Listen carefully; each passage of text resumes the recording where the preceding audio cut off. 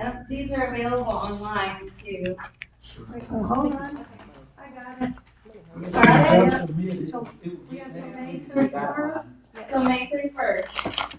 And grades can submit one story or two poems, Anybody who would like one, and a yeah. story. Anything up to 6,000 words. Yes. And Kayla, do you want to take this with the? So we are running our young author contest as well. So we'll have one young author from the area, from anywhere in Bartow County. Doesn't matter where they go to school, homeschool, doesn't matter. As long as they're from here, they can submit. We are limiting that to grades like 10 through 12 just to get some more mature kind of entries in this year. Because it's a more of a grown-up anthology anyway, so we'd like something a little more mature than our middle school friends. They were great, but you know, it would fit in better. They can receive a $50 scholarship. It's not a lot of money, but every dime goes to college, so that's great. And Katie does a great critique for them. And if there's anybody you want critiquing your work in here, it is this lady. She's amazing. So that is like a great value in and of itself. So if you know any young authors, grades 10 through 12, we would love to have their entries. So let them know, spread the word, and we are going to have a like, share, comment kind of thing just to increase the visibility on Facebook. That's on our page. And we'll do a drawing for the first 3 anthologies. So we'll have a winner just for sharing a post. So as Katie had mentioned, you know, there are a lot of perks being a member with our group. One, that you get to submit and have your work published in our anthology once a year. But also, we have kicked off some critique groups, and we've got 3 active groups running right now, open to fill up more as the need arises. Also, as a member, you get discounted tickets to the conference, and I just kind of wanted to highlight, for anyone new here today, we have Robert Gwaltney as our keynote speaker. He was the 2023 Georgia Author of the Year. He wrote The Cicada Tree. Is that the book that he got the award for? Yes. But he got the award for the one that actually hasn't come out yet. Yes. Which is Okay, called Sing Down the Moon. That's what I was gonna say. Like, I heard that he has another book coming out. I didn't know which one. It's coming out in, I think it's spring of next year. It's exciting. Yeah. That's really cool. And then we also have Anne Hyde, Richard Fierce, Tanisha Curtis, and Vicki McIntyre. And it's going to be a cool workshop style, and we're going to learn a lot of things. And I'm trying to think what else.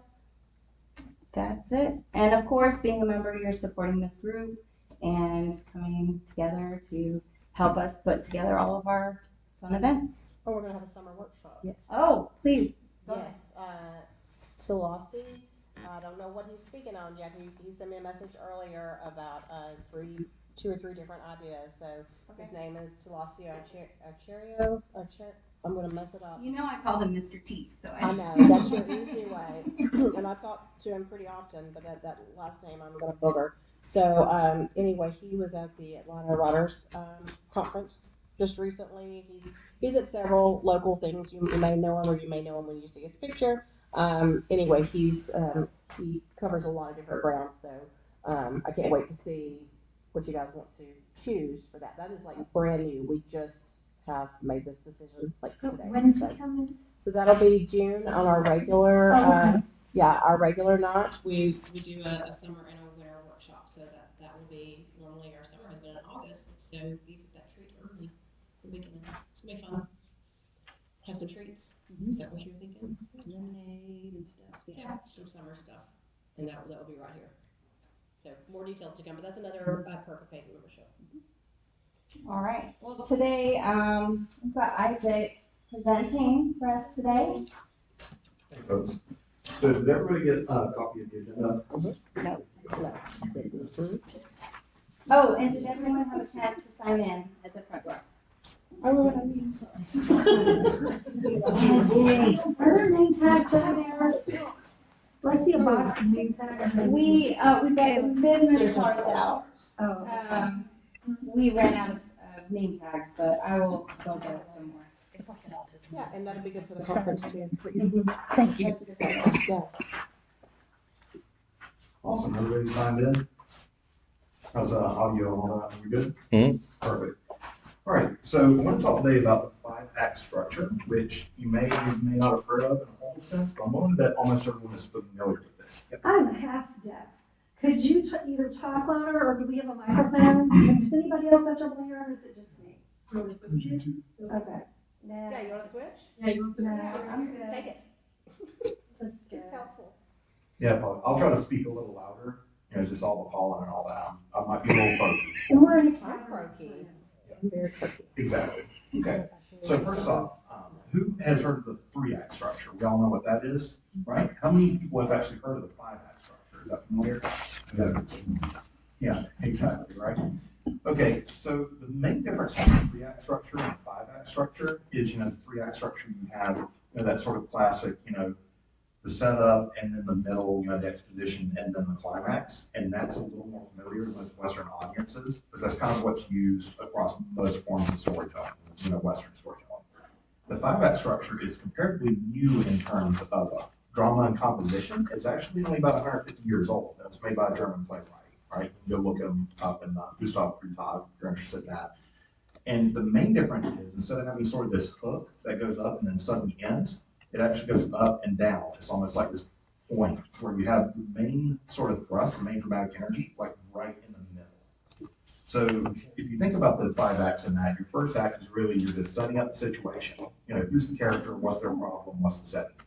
The second act is you're basically going through your premise, whatever your genre is, your setting is, that sort of thing, and how is their problem affecting their life? Why haven't they done anything about it yet?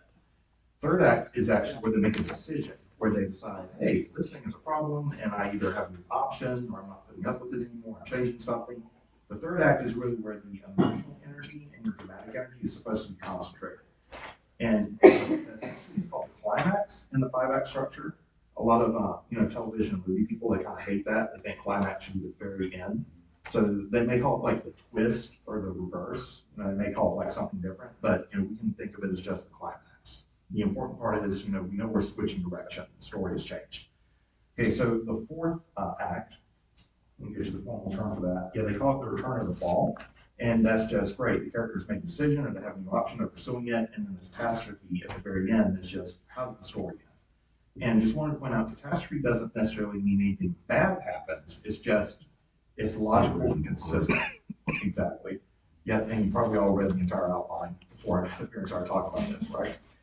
So one of the things about the 5-act structure that you're probably familiar with it without knowing you're familiar with it, it's been used in television since the 50s. It's been used in TV for something like 70, 75 years. The reason being is that the different acts in that very neatly commercial breaks, right? You can have, acts 1, 2, 3, 4, and 5, like a 2-minute commercial break between each one. And that gives you like, oh, okay. Each act has to be roughly 8 minutes. If you stick at the front and the back, you have your opening credits, your closing credits, and you have a minute or two to play with, but it's a very useful sort of administrative and logistical thing when the runtime has to be like exactly 44 minutes, right? So that's why it's been used in episodic television for so long. So a couple of examples of that. Just thinking through that really quickly, does anyone off the top of their head have a TV show that they know of that uses the 5-act structure? Andy Griffith. Yep.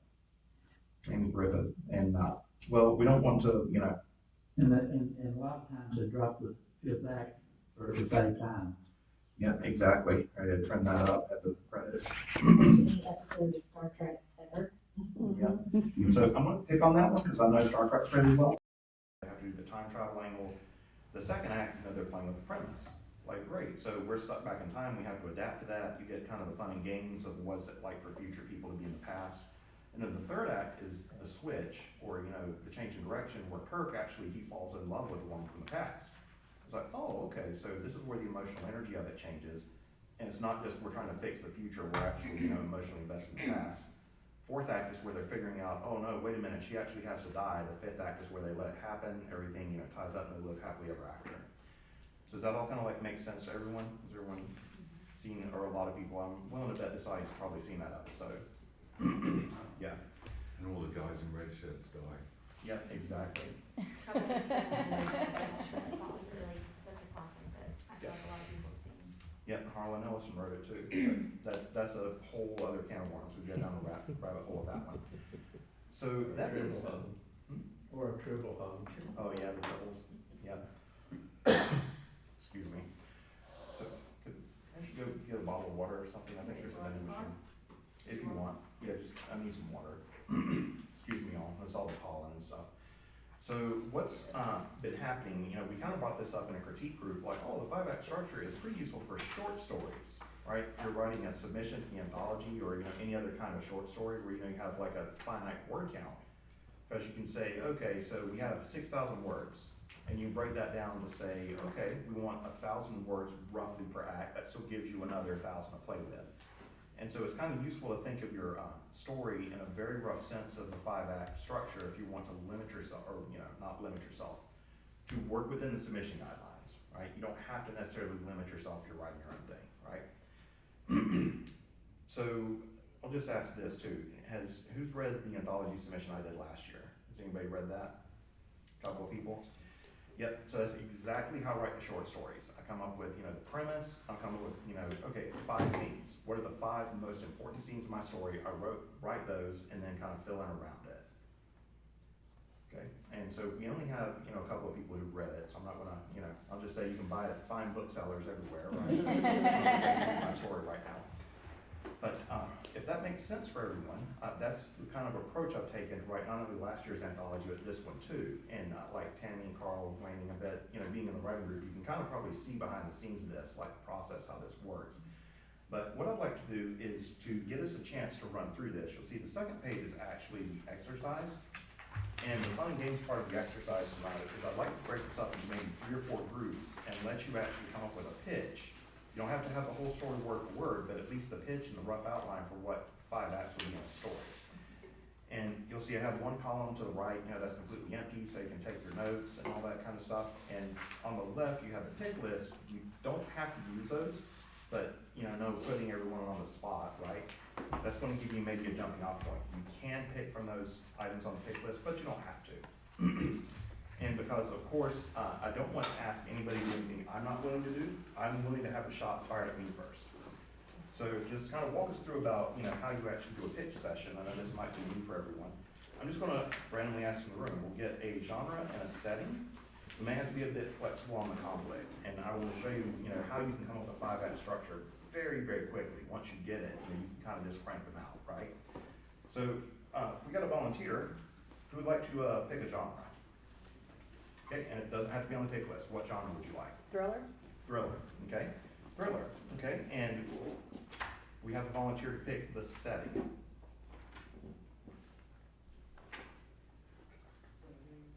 Small town.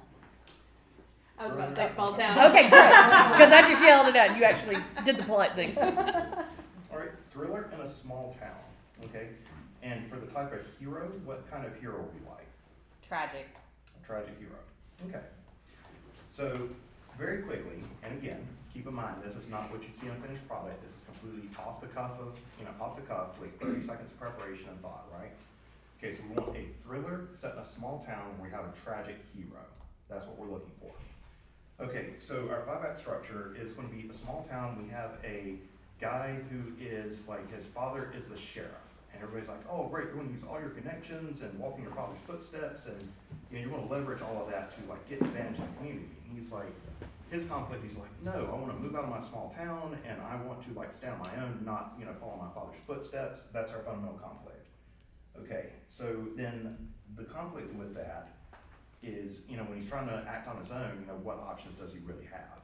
And that's what he's trying to do. He goes out in Act 2 to try to get his own job in the community. And the conflict is, he thinks, great, I have my own resources, my own abilities, I'll be able to get a job and, you know, move out from my father's shadow. The only interviews he gets is because they know his father, right? They're like, oh yeah, come in here and, you know, we'll get you a job doing anything you want. He doesn't want that, right?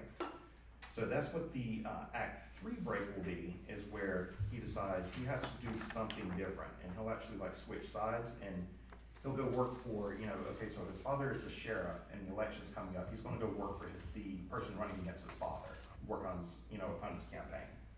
That'll be the Act 3, where he makes that decision, and the return fall. The Act 4 will be the conflict with his family. Like, oh, we're gonna disown you, you have to publicly, support your father, and how could you turn against the family and all that? And the Act 5 is, despite all his efforts, his father still wins the re-election. All right, and again, strictly, no preparation, is off the cuff. See, like how that can just flow once you get the structure. Once you understand it, you can just crank out a concept. Does that all make sense? Mm-hmm. Perfect. And I know this is being recorded, so, if anybody wants to write that for their submission. First. You've took most of the notes. Okay. Do it. We'll do Do it. it, do it. Oh yeah. We got Because we he's decided so the title lonely. was The Whole Damn Story. Oh, what? The Whole Damn Story. Y'all even got a title, man. For the introduction, it's an idyllic mountain town. The main character is a villain with a cousin who's also a villain. What's the problem? Bill, bad guy, is trying to get in the will, so his cousin, evil Eric. The rise. How is the problem affecting life? Batty Bill and evil Eric trying to impress Grandpa. Evil Eric is planning to blow up the dam to prove he's a good leader and win the mayor race to impress Grandpa. Batty Bill is broke, going to poison Grandpa. Why hasn't the character done anything yet? Batty Bill has been too busy moonshining to make grand plans. For 3, the climax, what decision does the character make? Batty Bill wants to cut the brake lines and poison the grandpa. So Cut Eric's brake lines. Cut to be Eric's clear. brake lines. Yeah. What new option does the character have to address the problem? He has to learn how to cut a brake line. YouTube. For the return fall, what new challenges or problems does the character face after making a decision? Batty Bill gets killed trying to cut a brake line. 5, the catastrophe, what does the character resolve? Eric uses dynamite to blow the dam. Defiantly resolves the problem established in the introduction. Evil Eric uses old dynamite and blows himself up. Ideally somehow changes the character or their perspective. Grandpa watches the town get washed away, takes a sip of poisoned whiskey from earlier, moonshine, and says, "Ah, damn." This sounds like something that happened in Dirtsville. We just don't have a dam. Very good, very good. Like this is taken So from I a true think story. this is the key is that he's no longer lonely because he's United. yeah. All right. All right, I think Angie, you wanted to go for your group next? We didn't come up with a title, so. All right, but, we went with the thriller person versus self, small town to start with, okay? So in our intro, we have a small town setting and a young man who struggles to forge his own path in the shadow of his dad, the sheriff. In the rise, we have a murder that occurs in the town. It happens to be a stranger, so nobody is really that concerned with who done it, except the son, because he's like, it was a murder, something should be done. So instead of forging his own path and leaving town, he decides to stay and try to help solve the murder. In the climax, he does stay and work on his own to uncover the murder, figures out who it is but has no proof. In the return and fall, he's isolated by his decision to go against his dad and is alone in his mission. And in the catastrophe, the dad and son come together as the dad realizes that his son has solved it. The son is still kind of isolated though, because now he knows the town's secrets through his research. So even though he and his dad are closer, he's still kind of an outcast himself, because everybody's like, ooh, he knows what I did that time. He knows what I did last summer. That's really good. That's cool. Yeah, I like that. Yeah, the character transforms at the end, has a good solid arc. That's a good The finish. hard thing was he had to go up against one of the most respected people in the town, Yes. and his father, who was the sheriff. So he had to go up against everyone, and his girlfriend witnessed something.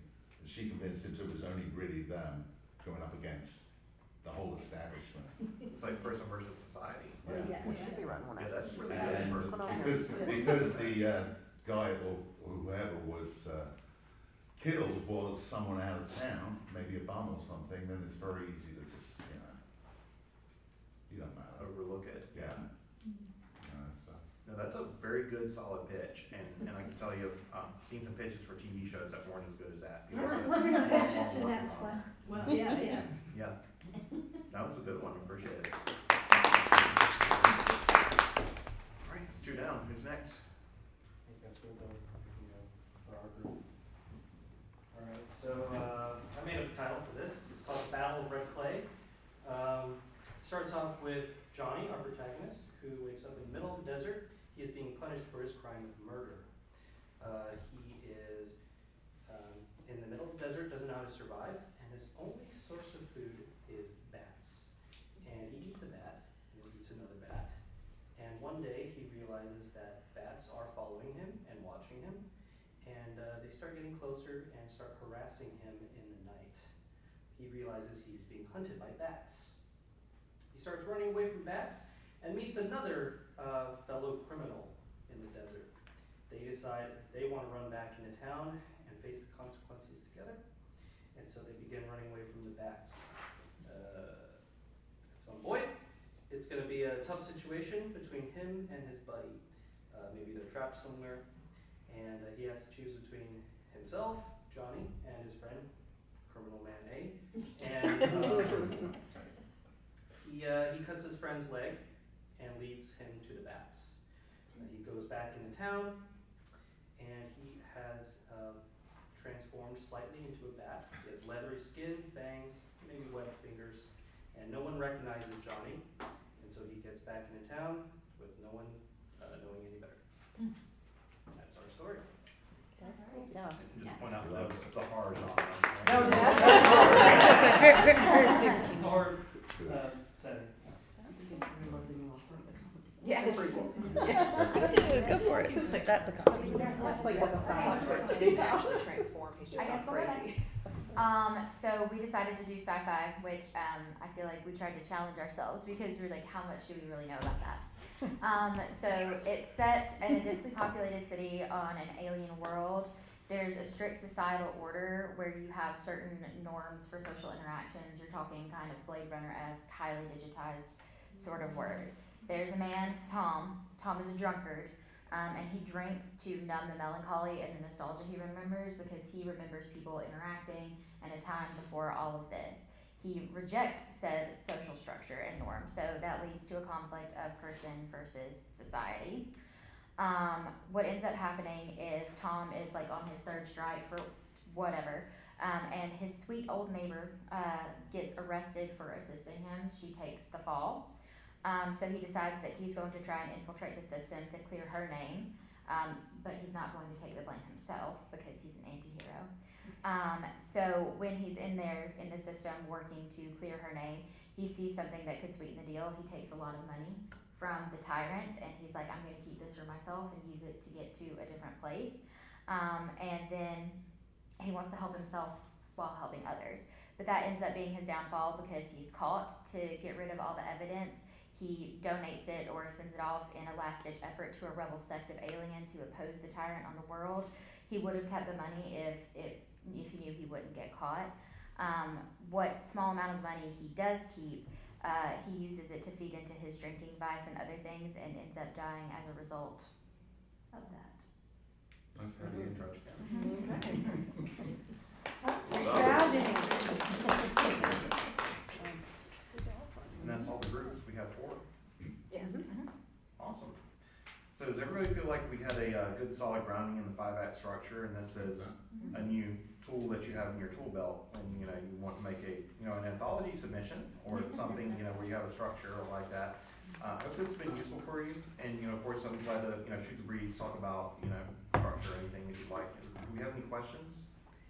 So is the catastrophe, is that kind of like the denouement? That would be the denouement, yes. Okay. That's really interesting. I confess I've never even heard of that before this morning when I Googled it after reading. Yeah, and that might be a good future topic for discussion too, is, I know a lot of people know the 3-act structure, but when you start getting into like dramatic theory, there are tons of structural options, you know, like when you talk about the catastrophe, you may have like the strophe and the anti-strophe, and I don't know how much interested everybody is in like, you know, Greek tragedy and Greek drama, but that's something we can talk about in the future maybe. Yeah, it's like the one where like at the end something crazy happens because somebody ends, I can't remember the name of that one. Yes, the reversal of the faith, sort of, and yeah, I know what you're talking about, I don't remember the Greek word. I can't remember the Greek word, I think. Yeah.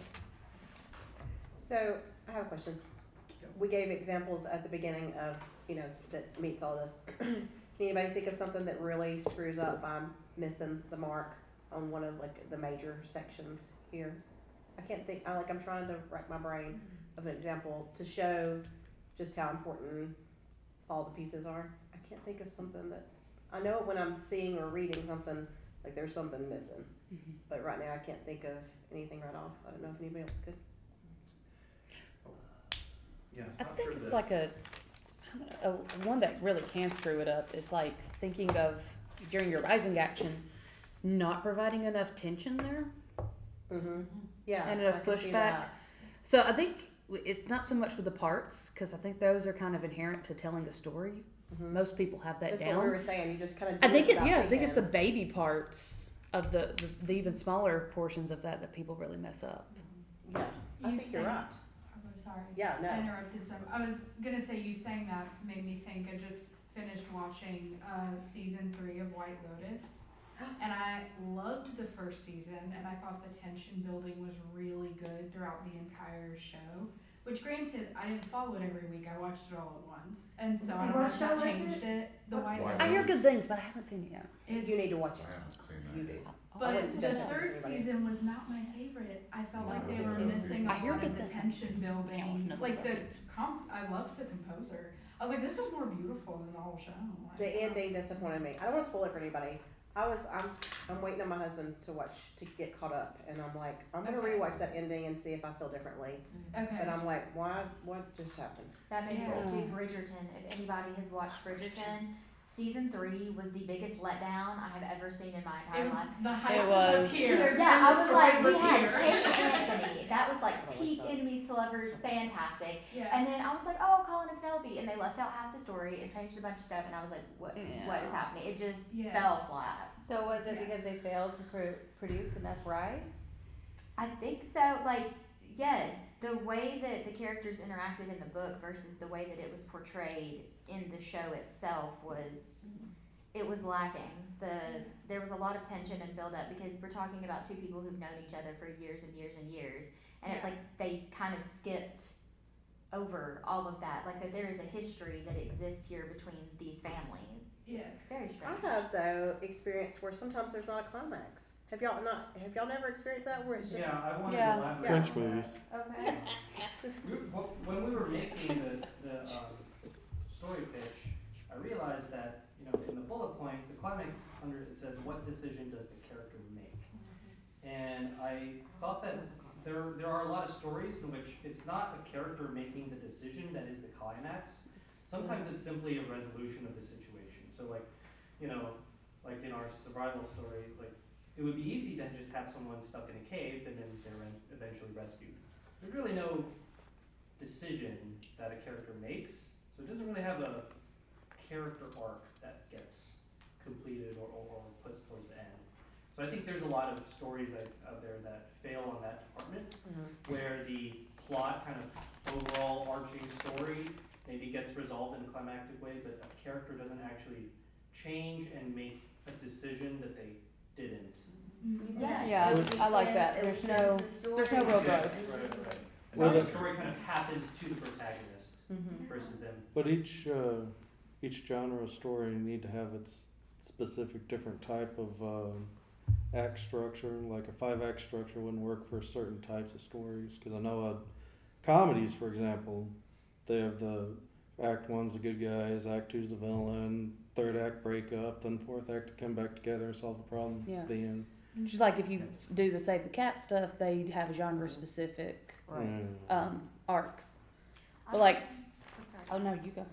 I was gonna say, I feel like character development has a lot to do with that because if you don't allow your character space to grow, you're gonna run into it. Like if the character is good at everything and like they never Nancy really Drew. have to, yeah, like they Hate never really Nancy have Drew. to face a problem, and they are always the hero, always the one that has the answer, always the one saying it. You don't see them growing like throughout a story arc, and I think that can be problematic and Who's got really it all make like it feel that? anticlimactic because you're like, what are they learning? What are they doing? What is the purpose of this? Yep, and I will take that opportunity to opine, that's where The Walking Dead really went off the rails, like Yes. season 3.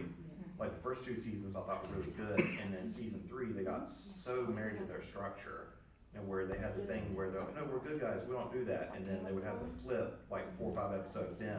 Yes. You could set your watch, like when Rick's like, doesn't have to be this way, or no, this is the only way. It'll be like that flip. You can set your watch by how like structured and formulaic that was, and then They just Well, you moved the said- location, that's Yeah, it. well, you said you were a Star Trek guy. Have you seen Discovery?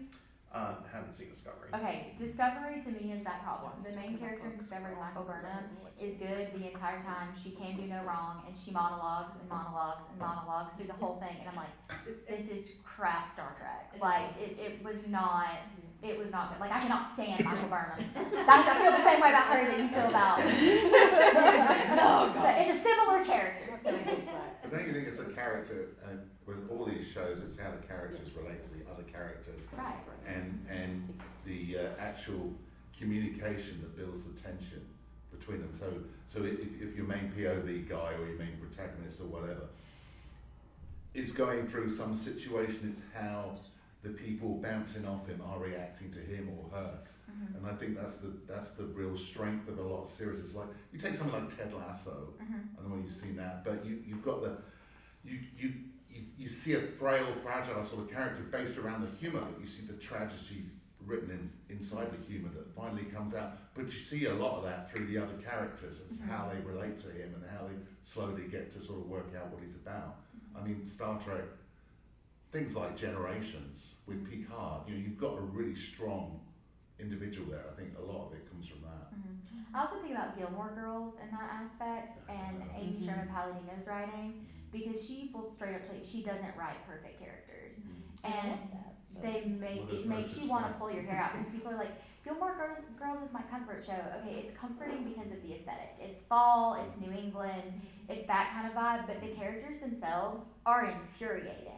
Like, absolutely infuriating. Well, who wants to read about those characters? Yeah, they make their own mistakes and you just want to shake them the whole time. And so I feel like she's a good example of someone who does well with that kind of writing. Bree left, but like we were talking about that the other day in our critique group, how everybody expects a perfect hero these days, and they Well, love that's that. Marvel, isn't it? Oh, I I mean, can't I stand just, it. I write No, fantasy I books, like so I can't messy. stand that whole sort of cliche black and white, Yes. good guy, bad guy. It's nuanced. It's got to be nuanced. It's got to be shades of grey, not 50 Shades of Grey, but it's got to What did you think that 49's enough. There's just one too many for me. It'll be like 49 Shades of Crap. No, my point is, it's got to be, you've got to, we've all got flaws where everybody is, got issues. So you want to watch a show about someone who's got issues. Unless it's Mary Poppins or, something, you want to. She's too happy. It's suspiciously happy. too Something's happy. up. I reckon she's a Nazi, really. I get what you're saying. It has to be a completely a storyline completely detached from reality in order for that perfect character to make sense. If you're trying to, But even so, they Yeah. can't be perfect. Even Yeah. if it's like, unless it's Disney, and even Yeah. then, there's something creepy about something. That's true. So, folks, this is a great discussion, and let's continue it. But I do want to have a formal cut for benefits for our podcast and all that kind of stuff. So let's go ahead and just note, I think we've all got the 5-act structure, and this has obviously inspired some really great discussion. This would be good to pull on some more, maybe talk about it in a little more detail. But did want to turn it back over to our coordinators here for we want to formally wrap the session. Oh, Take it what? away. Oh gosh, so we talked about several things in the beginning, and I applaud for you because you can tell everybody really enjoyed this. This was a lot of fun and perfect topic. I'm trying to think of what did we, was there anything that we did not touch on, or We talked about anthology. Anthology. We've got a great tool now Yeah. in our toolkit on these short stories. We've talked about conference. We do break in July and come back in August. So, let's see. We did cover several things in the beginning. I'm trying to think of. Tomorrow's our deadline for any sponsors for yes. the conference. Yes, that's a good point. So if anybody has a small business or a big business, and you guys want to see us afterwards, we can talk about sponsorship. You'll get, like, I'm wearing last year's, I'm going to stand up. So I'm wearing last year's t-shirt from the conference, ta-da, and then the names on the back, ta-da. Anyway, normally you can look at our website and see all the great things, but yeah, it's a good way to support us and yourselves, and so that's tomorrow. And is it everybody coming to the conference? Like, oh, I'm so excited. Like, Yeah. yeah, I haven't got my ticket yet. Half I'm a day. planning to. yeah, I know. So Richard Fierce is at the conference, Yes. and it's a strange coincidence, but he uses the same narrator as I do. Oh, for is that my right? Audiobooks, yeah. Oh, that's Chances cool. of that. That's And I've never very. met him, you know, so yeah. You're gonna love him. Oh, He's gonna be yeah. talking about Well, the art. I actually asked my narrator about him, so he said he's a great guy. He is. So Yeah. it was, you know, strange coincidence. I know, yeah, it's a small world, right? Because he's Irish, I'm English, and Richard's Jewish. So there is something kind of neat. If you have a published book and you are a paid member of CAW, then we have some limited spots to have your book on a table that we will have there at the conference. And we are trying to work out how we could have those available for sale. We're still working on that, but if nothing else, you can have that there. Maybe have your business cards. It's a great way to promote your books. And like I said, we're working out the logistics of how that if we would have somebody available at the table and all that, because we really wanted to offer author tables for our call members. But we are at the Legion Theater, Pump House Players downtown, which we're super excited about, but there's only so much space. So if you have been there before, the lobby is fairly large. We're gonna have that split up, so we'll have a workshop going on there and then another speaker in the auditorium at the same time.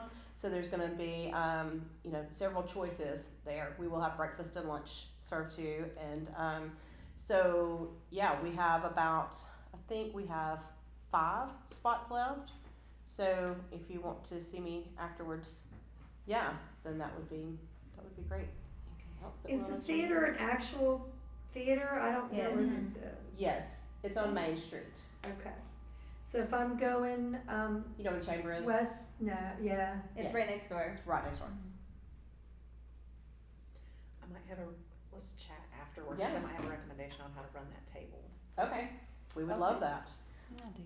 We would This love was that. a great meeting. Thank you Yes. everybody for coming. Yes, very good. And Alright. if you have anything that you brought for the silent auction, she's still taking items for the silent auction. So if you, Terry couldn't be with us last night, not last night.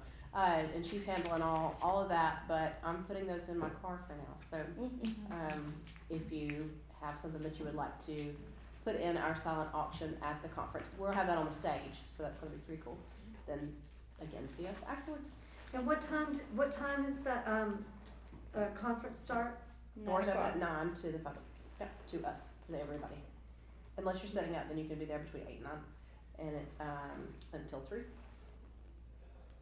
And you just come with tickets at the door? You can get those at the door. You can normally get others on our website. We're having a little bit of trouble, but you can get those at the door, or you can get yours right now with us tonight, so you don't miss out. So to volunteer, I need to be there at 8. Yes, All right. I think that sums it all up. If anybody has any questions, or if you want to get on our mailing list, newsletter, all that, please make sure your information was down over here. Yep. This is great. It was a really